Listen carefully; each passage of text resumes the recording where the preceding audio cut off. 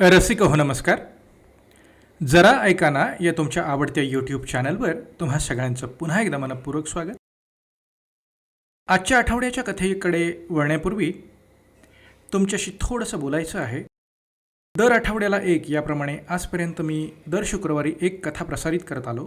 दुर्दैवाने दिनांक 27 ऑगस्ट 2021 या दिवशी म्हणजे शुक्रवारी मी काही तांत्रिक अडचणीमुळे त्या आठवड्यातली कथा प्रसारित करू शकलो नाही.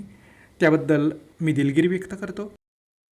रसिक हो, 1 महिन्यापूर्वी म्हणजे दिनांक 23 जुलैच्या भागात आपण बिन नावाची कथा ऐकली होती.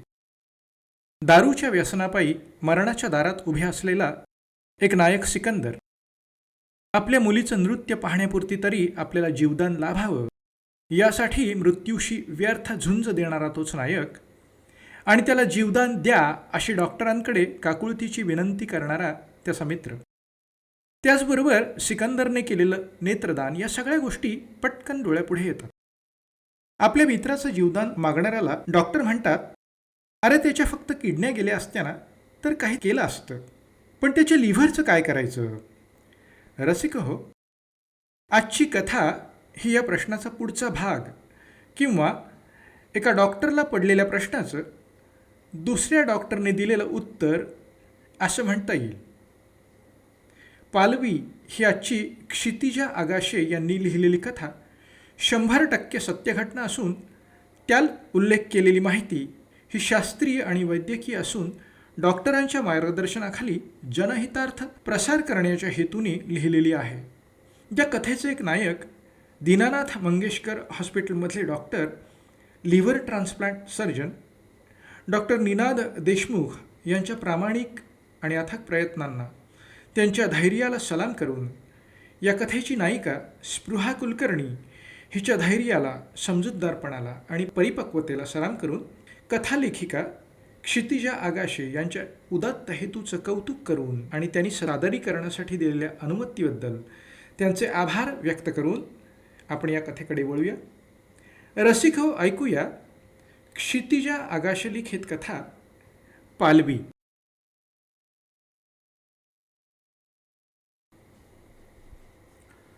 ताई, ठरलं तर मग आपण दोघींनी आईबाबांची 30वी ॲनिव्हर्सरी मस्त दणक्यात साजरी करायची. माझ्या डोक्यात बरेच ऑप्शन्स आहेत, आपण बोलू नंतर, पण आता ठेवते फोन कारण मला डान्स क्लासला पोचायला हवं. चल बाय, ठेवते फोन असं म्हणत स्पृहाने फोन ठेवला. घरात छोट्या छोट्या गोष्टीवरून रुसून बसणारी स्पृहा माझं लग्न झाल्यानंतर एकदम केवढी जबाबदारपणे वागायला लागली. स्नेहाच्या मनात धाकट्या बहिणीचं कौतुक दाटून आलं. याला आठवडा उलटला. मग मात्र आज आईकडे जायचंच असं ठरवून स्नेहा डबा पॅक करता करता रोहनला म्हणाली, आज प्लीज तू स्वराला पाळणाघरातून आणशील, मी येताना आईकडे जाऊन येईन असं म्हणते. त्याचा होकार गृहीत धरत तिने चटकन पर्स घेतली आणि ऑफिसमध्ये संध्याकाळची वाट बघत भरभर तिची बोटं कम्प्युटरवर चालू लागली. नेहमीप्रमाणे आईकडे गेटमधून आल्या आल्या तिला काहीसं खटकलंच. बाग सुकल्या सुकल्यासारखी दिसत होती. कायम बहरलेला प्राजक्त, फुललेला डावरलेला चाफा, गंधाळलेल्या जाईजुईच्या वेली अगदीच मलूल मलूल वाटत होत्या. त्यांना फुटणारी पालवी कुठेतरी खुरटली होती, वाढ खुंटलेली होती. तिच्या मनात अनामिक हुरहुर दाटली. खरं तर बागकाम केल्याशिवाय आणि टेबल टेनिस खेळल्याशिवाय बाबांचा दिवस कधी संपायचाच नाही. आज काय झालंय नेमकं? तिच्या मनात पालचुक चुकली. आई, अगं बाबा कुठे आहेत? ती हॉलमधूनच ओरडली. तिला आईचा चेहरा थोडासा गंभीर वाटला. अगं, मी तुला फोन करणारच होते. काय झालंय आई? अगं बाबा कुठे आहेत? स्नेहाने काळजीयुक्त स्वरात आईला विचारलं. काय सांगू तुला? अगं, जवळजवळ 10 दिवस झाले यांचं काही ना काहीतरी बिनसलंय. पायांवर सतत सूज येते, खूप थकल्यासारखे दिसतात, वजन पण कमी झालं आहे आणि मला तर त्यांच्या डोळ्यात पिवळसरपणा जाणवतो आहे. तुला फोन नाही केला आधी? अगं स्वरा लहान, तुझी उगाच धावपळ होते, तुझ्या मागे तुझे व्याप, तुझी नोकरी. पण आज आलीच आहेस तर बरं केलंस. ऐक, आपले फॅमिली डॉक्टर आज सकाळीच म्हणाले की बाबांच्या आजाराची लक्षणं जरा गंभीरच वाटत आहेत. त्यांना शंका येते आहे लिव्हरमध्ये काहीतरी बिघाड झाल्याची. त्यांनी सांगितलं आहे की दीनानाथमधल्या डॉक्टर निनाद देशमुखांना दाखवा. ते लिव्हर स्पेशालिस्ट आहेत. त्यांचा खूप चांगला अनुभव आहे अनेक पेशंटना. पुढची ट्रीटमेंट तेच देतील. तेवढ्यात बाबा हाक मारून म्हणाले, स्नेहा, उद्या डॉक्टरांची अपॉइंटमेंट घेतलीच आहे, पण मला जर काही झालं ना तर आईला सांभाळाल ना दोघी? माझं काही आता खरं वाटत नाही. अगं सगळंच थांबलंय बघ. मी आता अशा टेबल टेनिस खेळत नाही की बापकाम करण्या इतकी ताकदसुद्धा माझ्यात उरलेली नाही आहे. भयंकर अशक्तपणा आलाय. थोडंसं चाललं तरी थकवा येतो. बाबा, काहीही होणार नाही आहे बरं का तुम्हाला. सायन्स इतकं पुढे गेलं आहे, नक्की काहीतरी औषध असेल तुमच्या त्रासावर. तुम्ही पडा बरं. उद्या जायचं आहे ना डॉक्टरकडे? मी डायरेक्ट तिथेच येते, स्नेहा म्हणाली. दुसऱ्या दिवशी कानात प्राण आणून सगळेच ऐकत होते. डॉक्टर निनाद देशमुख सर्व लक्षणं अत्यंत एकाग्रपणे सांगत होते. मात्र त्यानंतर गरजेच्या रक्ताचा चाचण्या आणि MRI रिपोर्ट वाचून त्यांनी अतिशय गंभीर्याने निदान केलं. हा लिव्हर सोरायसिसच आहे. इतका वेळ उसनं अवसान आणून बसलेली जयंतरावांची पत्नी वासंती, ती आता मात्र अक्षरशः गोंधळली, घाबरली आणि गडबडली. तिच्या अंगाला सूक्ष्म थरथर जाणवायला लागली. अहो डॉक्टर, यांनी आयुष्यात दारूच्या थेंबाला सुद्धा स्पर्श केला नाही हो. तुम्ही परत एकदा नीट पहा ना सगळे रिपोर्ट. खरं तर हाच प्रश्न स्नेहा आणि स्पृहाच्याही मनात पिंगा घालत होता. डॉक्टर देशमुखांनाही आता हा प्रश्न सवयीचा झाला होता. त्यांनी अत्यंत काळजीपूर्वक अनेक बाबींचा उलगडा करायला सुरुवात केली. दारू हेच एकमेव कारण नाही बरं का लिव्हर सोरायसिस होण्याचं, ते शांतपणे म्हणाले. तुमची एकंदरीत जीवनशैली आणि इतर अनेक ज्ञात अज्ञात कारणांमुळे आता या आजाराचा प्रसार खूपच फोफावलेला आहे. खरं तर लिव्हरमध्ये चरबीचा थर जमा होऊन फॅटी लिव्हर झाल्यामुळे ही व्याधी झालेली आहे. स्नेहाही मनातून हे सगळं ऐकून खूप घाबरली. परंतु वरवर तिला तसं दाखवून चालणार नव्हतं. त्यात स्पृहाला आणि आईला पण आधार देणं गरजेचंच होतं. पेशंट श्री जयंत कुलकर्णी तर अत्यंत खालावलेल्या स्वरात म्हणाले, म्हणजे आता सगळं संपलं तर म्हणायचं. मी पुढचा असा विचारच आत्तापर्यंत केलेला नव्हता हो. पण माझ्या मागे ही कशी जगेल? अजून लग्न व्हायचं आहे स्पृहाचं. सुदैवच म्हणायचं तिचं. निदान शिक्षण तरी पूर्ण झालं आहे. स्पृहा त्यांच्या अभिमानाचा विषय होता. ते म्हणाले, डॉक्टर, कमीत कमी वेदना होतील असं फक्त पहा. आता नशिबात असतील तेवढे दिवस ढकलायचे, दुसरं काय. प्रारब्धच म्हणायचं माझं. इलाज नाही त्याला कुणाचा. बाबा, काहीतरी नका ना बोलू प्लीज, स्नेहा काकुळतीला येऊन म्हणाली. डॉक्टर, आम्ही आमच्या बाबांचे हाल होताना नुसतं पाहत राहायचं का? काहीच इलाज नाही का याला? डॉक्टर निनाद देशमुख यांनी जयंतरावांना पाणी दिलं आणि त्यांना धीर देत म्हणाले, अजिबात काळजी करू नका मिस्टर कुलकर्णी. विज्ञान खूप पुढे गेलेलं आहे. तुम्हाला लिव्हर ट्रान्सप्लांटने नवीन आणि निरोगी जीवन मिळेल. कोणी उत्तम प्रकृती असलेला लिव्हिंग डोनर मिळतोय का ते पाहू आपण. पण नवीन लिव्हर म्हणजे दुसऱ्या कोणाचं तरी लिव्हर ते बाबांना देता येईल का? तुम्ही खरं सांगताय ना? आणि त्यांनी माझे बाबा बरे होतील? पण मग असं कोणाचं लिव्हर मिळणार आणि कुठे? तिचा प्रश्नांचा मारा ऐकून स्नेहाच म्हणाली, अगं हो, डॉक्टरांना बोलू दे ना. त्यांना संधी देशील की नाही बोलायची. मग डॉक्टरांनीच या गोष्टीचं सविस्तर वर्णन करायला सुरुवात केली. पहिल्यांदा म्हणजे तुमचे बाबा पूर्ण बरे होतील अशा केसेसमध्ये लिव्हर ट्रान्सप्लांट ऑपरेशन यशस्वी होण्यामागचं प्रमाण 90 ते 92% इतकं आहे. कारण तुम्ही अगदी वेळेत माझ्यापर्यंत पोचलेले आहात. हां, मात्र एक लक्षात घ्या, आता या परिस्थितीत दुसरा कोणताच औषधोपचार लागू पडणार नाही. तर यकृताचं प्रत्यारोपण म्हणजेच लिव्हर ट्रान्सप्लांट करावंच लागेल. पण त्याचा उपयोग नक्की होईल, माझ्यावर विश्वास ठेवा. आणि मिस्टर कुलकर्णींचा ब्लड ग्रुप मॅच होणारी 18 ते 50 वयोगटातील कोणतीही सुदृढ आणि निरोगी व्यक्ती स्वतःच्या लिव्हरचा काही भाग बिनधोकपणे दान देऊ शकते. अगदी कोणालाही. वासंती तातडीने म्हणाली, मी देईन माझं लिव्हर.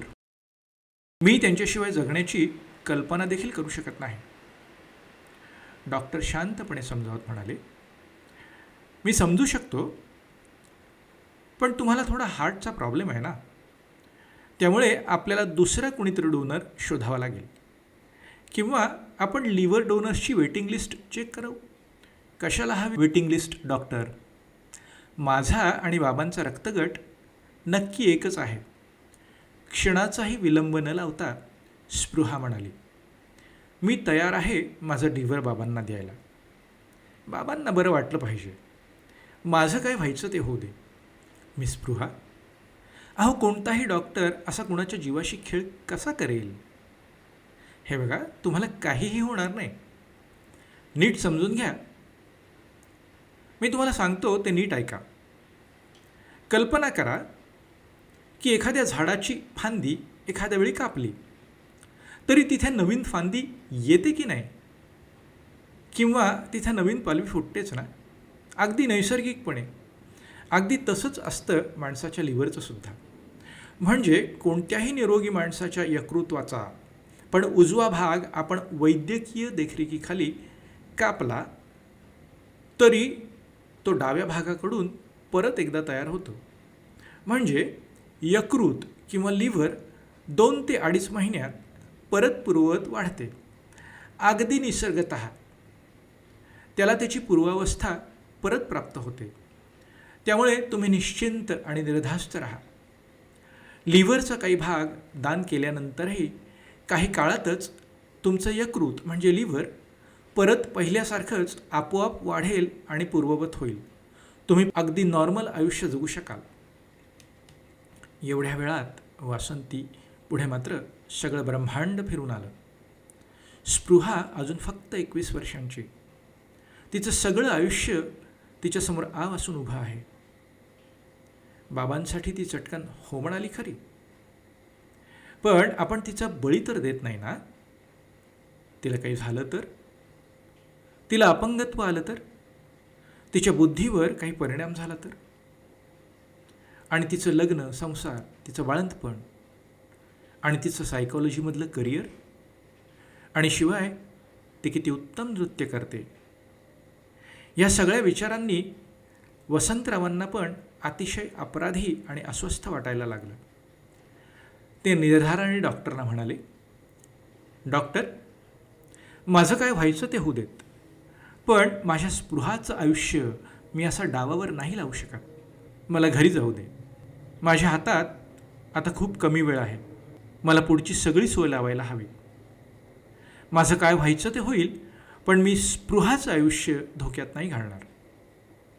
तुमचे आभार डॉक्टर, पण आम्हाला घरी जाऊ दे आता. अत्यंत शांत पण ठाम स्वरात डॉक्टर देशमुख म्हणाले, तर मिस्टर कुलकर्णी, ऐकून तर घ्या. हे पहा, अहो आत्तापर्यंत 20 वर्षात जगभरातल्या लाखो लोकांनी स्वतःच्या लिव्हरचा काही भाग दान केलेला आहे आणि त्यानंतरही ते अगदी उत्तम प्रतीचं आयुष्य जगत आहेत. लिव्हर डोनेट करणारे पण आणि ज्यांच्या शरीरात लिव्हर ट्रान्सप्लांट केलं आहे ते पण. तुमच्या लाडक्या लेकीला काहीही होणार नाही. आणि त्याची पूर्ण खात्री केल्याशिवाय आम्ही मुळात शस्त्रक्रिया करणारच नाही. अगदी निर्धास्त राहा. तरी पण डॉक्टर, आम्हाला थोडा वेळ द्या. आम्हाला विचार करू दे. एकीकडे वासंती आणि जयंतराव विनवत होते आणि दुसरीकडे स्पृहा मात्र पुढच्या प्रक्रियेबद्दल सविस्तर विचारणा करण्यात मग्न झाली होती.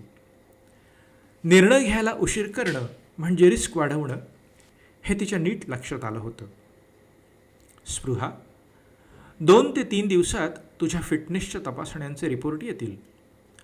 तू जर पूर्णपणे सुदृढ आणि निरोगी आहेस हे रिपोर्टमध्ये दिसलं की लगेचच आपण लिव्हर ट्रान्सप्लांट ऑपरेशनला सुरुवात करू शकतो. या ऑपरेशनद्वारे खराब झालेलं निकामी यकृत पूर्णपणे काढून त्या जागी नवीन निरोगी यकृताच्या काही भागाचे प्रत्यारोपण केले जाते. आपण हीच प्रोसेस फॉलो करणार आहोत. डॉक्टर देशमुख यांनी स्पृहाचा निग्रह पाहून तिला सविस्तर माहिती दिली. अत्यंत महत्त्वाचे आणि लहान सहान तपशील पण बारकावेनिशी तिला समजावले. इकडे स्नेहाची अवस्था द्विधा झाली होती. आईला आधार द्यावा की बाबांना सावरावं हे तिलाच कळेना. आणि त्यावेळी स्पृहा मात्र तिला एकदम प्रगल्भ आणि अत्यंत विवेकी, समजूतदार आणि थोरही वाटू लागली. घरी परत आल्यावर जवळच्या नातेवाईकांच्या प्रतिक्रिया चक्रावून टाकणाऱ्या होत्या. वासंती ताईची मावशी म्हणाली, वासंती, जयवंतरावांच्या डोळ्या देखत ग बाई, स्पृहाच्या डोक्यावर अक्षता पडल्या म्हणजे बरं. मला काही लक्षणं बरं दिसत नाही हो. प्रत्येक वेळी फुकटचे सल्ले देणाऱ्या या माई आजीचा फोनवरचा हा सल्ला ऐकून नेहमीप्रमाणे स्पृहाला मनस्वी राग आला. आई, तू ना तिचा नंबर ना ताबडतोब ब्लॉक करून टाक बरं, ती जोरात ओरडली. घरात रोजच घरकामाला येणाऱ्या शांताबाई म्हणाल्या, स्पृहाताईंना काही गोडधोड खायचं असेल तर सांगा बरं का वहिनी, मी स्वतः करून आणेन, उगाच मागवून रुखरुख नको. ह्या ऐकून तर वासंतीचं अक्षरशः धाबे दणाणले. उगीच काहीतरी बोलू नको हा शांता, आत्ताच सांगते. कधीही न चिडणारी वासंती तिच्यावर जोरात ओरडली. बाप मुलीच्या जीवावर उठलेला नव्हता हो कधी पाहिलं इतक्या सुशिक्षित घरात. शेजारच्या काळे आजींनी तेवढ्यात आकलेचे तारे तोडलेच. त्यावर स्नेहा जोरात ओरडली, आजी, तुम्ही उगाच काही भरवू नका आमच्या आईच्या मनात. प्लीज, तुमचं तुम्ही बघा. आमची काळजी घ्यायच्या नावाखाली फुक्कटचा मनस्ताप कशाला देताय? आई, कशाला हवेत गा असे शेजारी? इकडे स्नेहाला सुद्धा घरीदारी सतत हजारो प्रश्नांना सामोरं जावं लागत होतं. पण ते सगळं ती संयम ठेवून सांभाळत होती.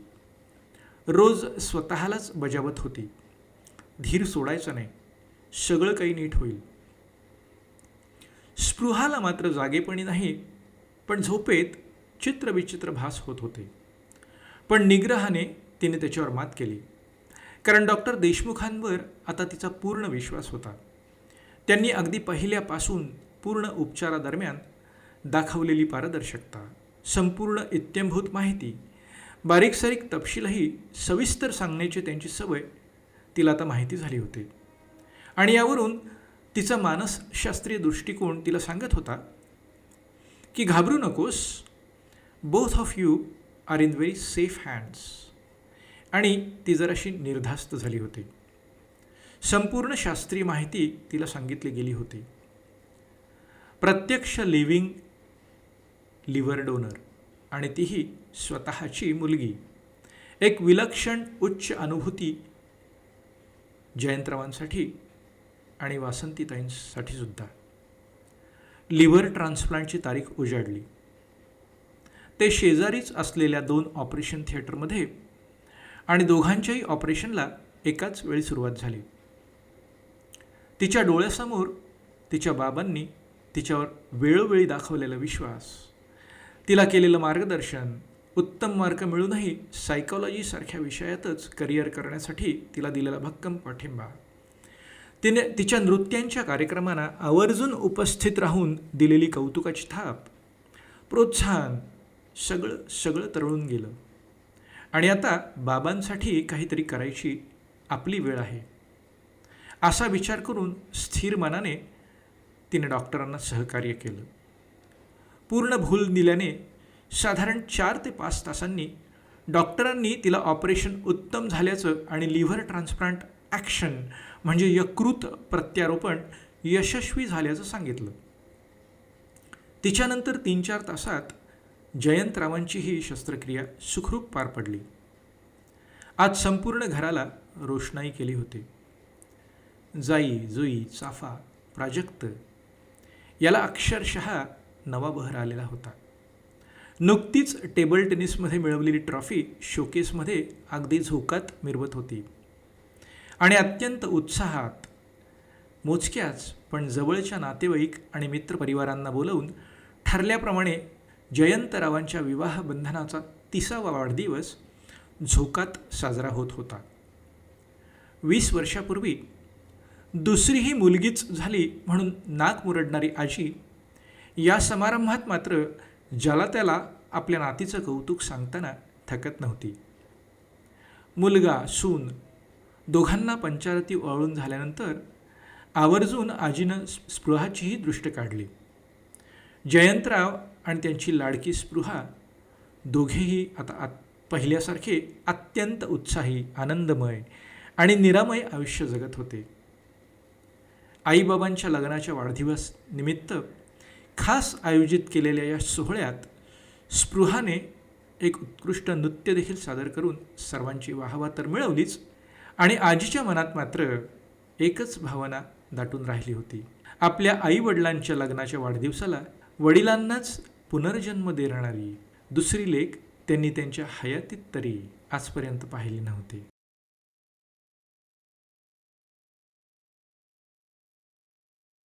रसिक हो, या कथेवर बोलण्यासारखं खूप काही आहे.